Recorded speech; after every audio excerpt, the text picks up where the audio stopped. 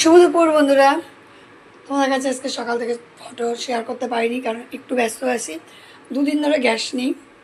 এই যে এখন বাজে 3:45, একটু কাজে ব্যস্ত ছিলাম, বেলা করে রান্না বসেছি, সেরকম কিছুই করিনি।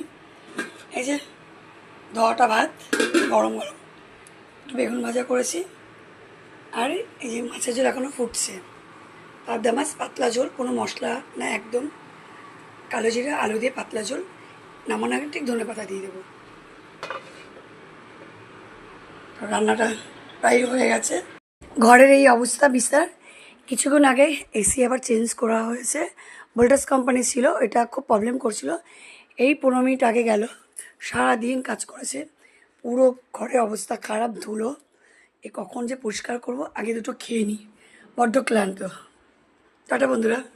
প্রচুর খিদে পেয়ে গেছে, নিজের ভাত নিজে বেড়ে নিচ্ছে। দাঁড়া মিষ্টি, আমি দিচ্ছি।